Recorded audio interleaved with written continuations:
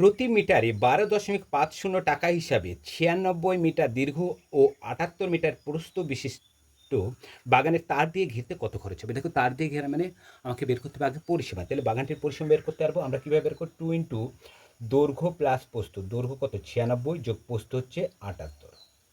তাহলে আমরা এখানে লিখতে পারি 2 গণিত 96 সাথে 78 যোগ করে দাও, হবে হচ্ছে 174।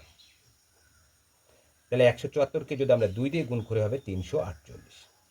দেখো, বাগানটির পরিসীমা পেয়ে গেলাম। এবারে বলছে প্রতি মিটারে 12.50 টাকা হিসেবে। তাহলে 1 মিটারের খরচ 12.50, তাহলে এত মিটারের খরচ হবে কত? তাহলে আমরা গুণ করে দেবো 348 গুণিত কত? 12.50 টাকা।